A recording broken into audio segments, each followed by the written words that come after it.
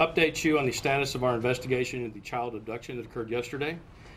We are now able to confirm that we have in fact discovered a young female body pursuant to a search warrant at 1538 East Stanford in Springfield. While she has not been positively identified, we have a high degree of confidence that it is our victim, Haley Owens. An official finding regarding identity and cause of death, unfortunately, won't be determined until after an autopsy is performed at a later date. Throughout this investigation, we have kept the family informed of our progress. In fact, we let them know early this morning it was a possibility that we had, in fact, located a body. But at that point, we were not able to confirm the fact that this was our victim. SPD and FBI investigators are continuing to process multiple scenes related to this crime, including the residence at 1538 East Stanford, gathering evidence related to the crime in order to present charges to the prosecutor. Craig Michael Wood, 45, of Springfield, was arrested by SPD and booked into the Greene County Jail at approximately 11:30 p.m. last night. Investigators continue to compile reports, gather evidence in order to present information to Greene County Prosecuting Attorney Dan Patterson, who will determine what charges are appropriate and should be filed in this case. And I'll take any questions you might have now. What led you to him? Did you get a tip that he was at his home? There were a couple of very good witnesses who actually witnessed the abduction, provided information regarding a vehicle and a license plate number, tracked that to the owner of the vehicle, and from that we were then led to our suspect. Is there any connection between the suspect and the little girl? There's no connection able to determine at this time at all between our victim and our suspect. This crime, they were able to give you a license plate number for 8:30. In between that time is when they were able to give you a license. Anything else police could have done at that time around 5 o'clock till 8:30? Is that when you caught up with him? That's correct. So in between that time is when we're thinking he killed this little girl. Is there anything else police could have done in those 3 hours? You know, this happened very quickly, but I have to say that it came together how it should when people are paying attention and vigilant and provide information. We processed that information as quickly as we could, got the information out. Very proud of the work the officers performed in bringing this case to it's a tragic and horrific conclusion to a conclusion in a very short amount of time when you consider cases like this. So community coming together, citizens working together, officers doing what they're supposed to be doing, and ultimately finding the person responsible, we think, and taking him into custody. Not to push, but okay, so basically people saw this little girl get abducted. You guys had a license plate number. Yes, you worked quickly. Within 3.5 hours you had him. But that is saying that someone can see a child being abducted and that child could still end up dead. How can you assure these people in your community that that won't happen again? How can I assure people that bad things won't happen? I can't. Bad things do happen. The fact that people were paying attention and actually tried to stop the abduction, from the reports I've read, took action, is to be commended. Could have been the opposite, that no one had seen anything and we would still be looking and we wouldn't have a clue as to who did this. I prefer to look on any positive we can draw from this and say we did catch the person responsible. Unfortunately, after a very tragic ending. Chief, can you clarify, was it 8:30 or 11:30 p.m. who the suspect is? We actually located the suspect in front of this residence at about 8:30 p.m. He was booked into jail at about 11:30 p.m. Was her body found in the home or outside the home? Nancy? Chief? Was her body found inside or outside the home? Inside the home. Chief, can you tell us whether or not the victim was killed elsewhere or killed there at the home? Do not have that information. We are processing multiple crime scenes at this When you point. say multiple, what are you talking about besides the home? More than one. Chief, is the Dutch made laundromat on national crime scene related to this? That's one of the things we're processing, yes. Have you ever handled a case that's been this difficult? I mean, we're talking about a 10-year-old girl. It's tragic, it's horrific, and 30 plus years of law enforcement, I've dealt with a lot of things. No, I cannot specifically point to a case like this. An abduction of a young child by a stranger, and then the tragic ending, no. Chief, yesterday a 911 report, to my understanding, came over about 3 o'clock in the afternoon at Watkins Elementary. A parent or somebody calling saying a possible child abduction. It didn't happen, but is this related? Do you know anything about this? I have no idea. What can you tell me about why this happened? Was this a random targeting? That's going to be up to our suspect, and we've interviewed him. Unfortunately, he's chosen not to talk to us, so we don't have the answers to those questions as to motive or why it happened. What's the fact that this guy worked at a middle school? He has a criminal history, I understand, some drug charges. I don't think there's anything else major. A wildlife violation.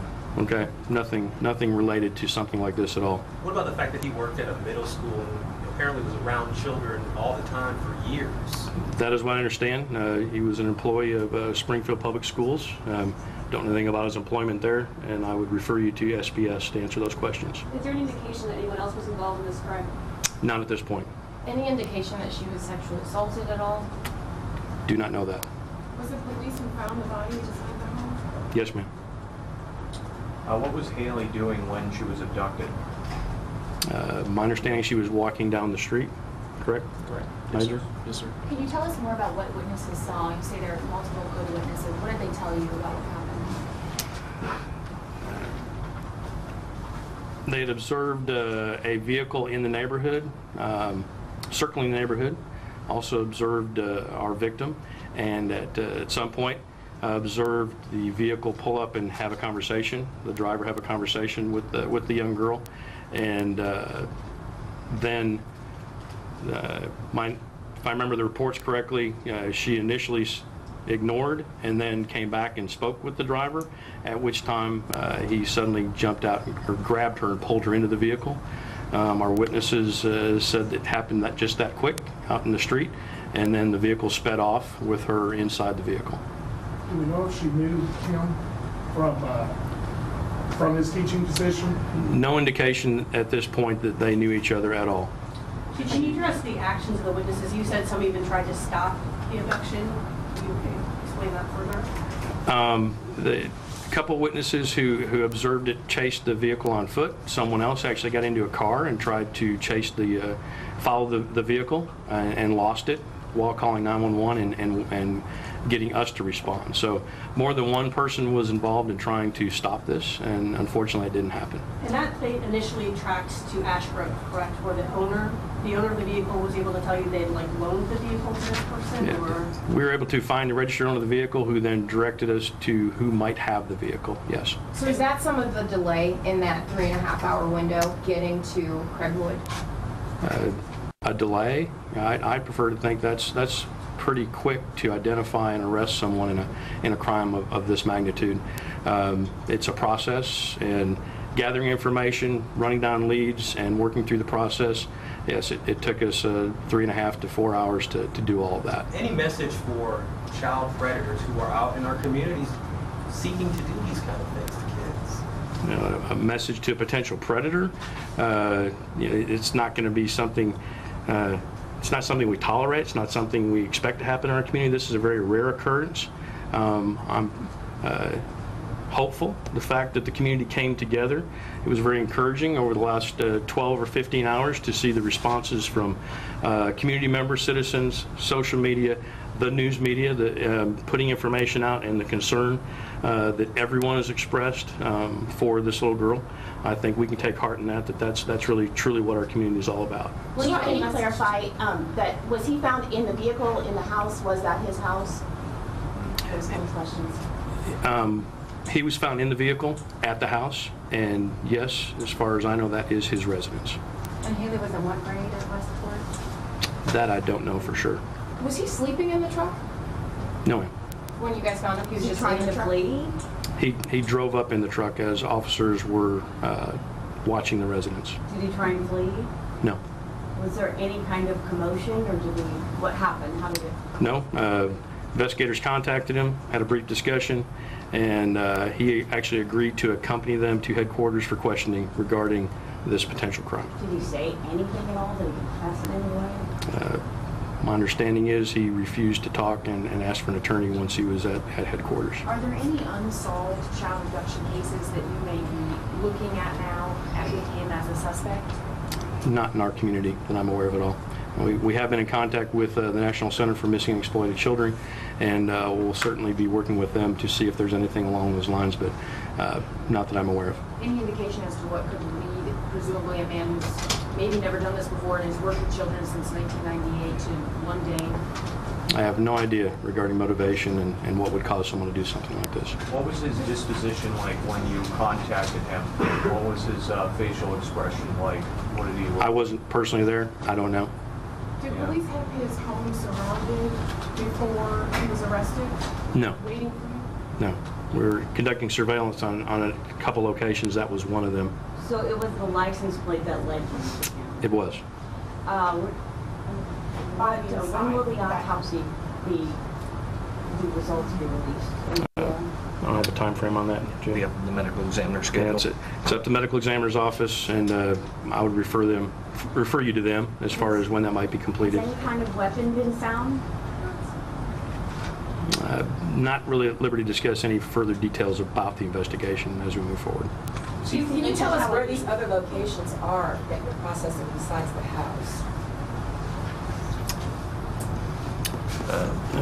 As she mentioned, the laundromat was one of them, and then there's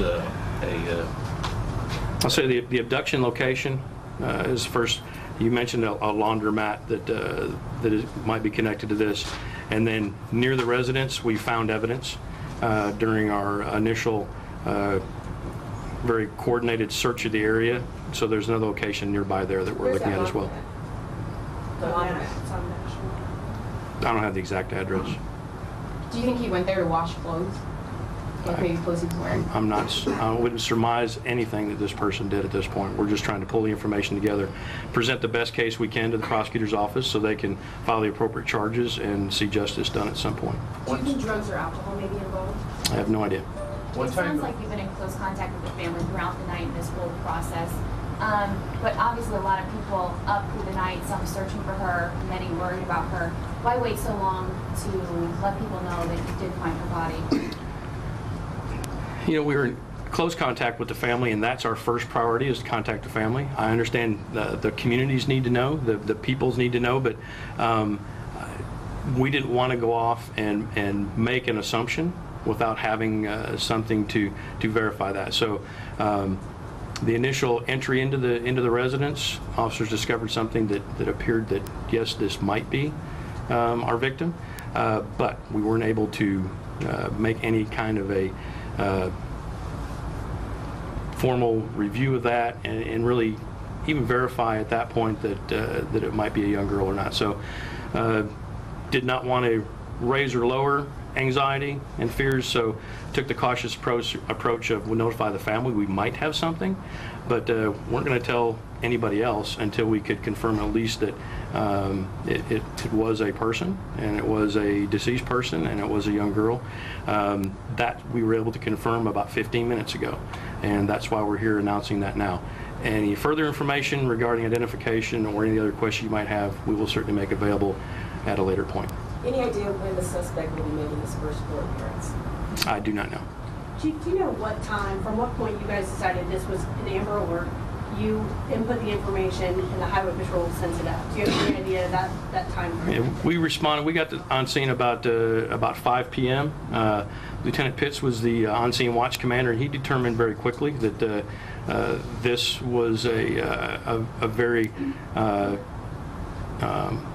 legitimate, unfortunate incident, that the abduction needed to be processed in the proper way.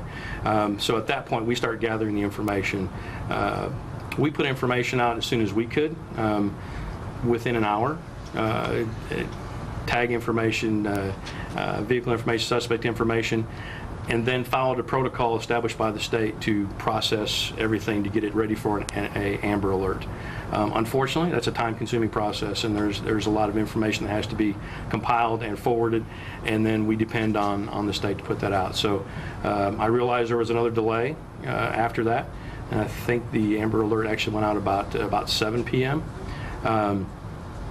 You know, we talked about that this morning. That's about as quick as we could get everything inputted, presented, they could verify, make the determination, make the call, and then put it out. So it took 12 minutes for the first officer. You've been listening to the police chief in Springfield, Missouri. That news conference will continue at KSHB.com. He, of course, bringing us the tragic news that they have a body. They believe it to be 10-year-old Haley Owens. Patrick Fazio, you've been following this story. And so now, you know, she's been missing since last night, and now they have this body and they have the suspect in custody. Yeah, we've learned some new information about the suspect. We wanted to let you know about that. He is a 45-year-old Craig Michael Wood. That's who police are identifying in this crime. Craig Michael Wood, a 45-year-old. He is in the Greene County Jail on suspicion of murder, as you heard.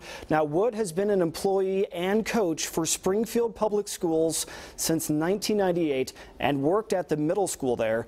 The superintendent suspended Wood today because of this investigation. Now, after his arrest overnight, a few dozen officers searched the area where they found Wood in his vehicle, which turns out now to be at Wood's house, where the body was found inside there. That was about 5 miles away from where the witnesses saw Haley Owens being kidnapped last night at about 5 p.m. We also checked the suspect's record. Craig Michael Wood does have a previous arrest, you heard the police chief say, for drug possession. We checked. That happened back in 1990. Wood pleaded guilty to that drug possession charge. They also mentioned in the news conference, we didn't see this in his arrest record, but they did mention some sort of wildlife violation is also on Wood's record as well. And now he is under arrest in jail in Springfield, Missouri for suspicion of murder in this case of Haley Owens' abduction. And you know, one thing that's interesting is that the police chief was saying they do not know of any known connection between Haley and the suspect. And I think that's what's most scary is, you know, you hear about these cases, they are rare, but apparently this was just a random kidnapping, and turns out to be, police believe it is the body of Haley Owens, who they put out the Amber Alert for last night. All right, thank you, Patrick. Now, recapping what we just learned out of Springfield, police have discovered the body, not positively identified, but they do believe it to be 10-year-old Haley Owens, who was the subject of an Amber Alert last night. A suspect is in custody. He is Craig Michael Wood. He is age 45, and we will continue to bring you any updates, any new developments. We have a crew in Springfield. We're going to bring you any new developments in this newscast, as well as post any information that's new on our website, kshb.com.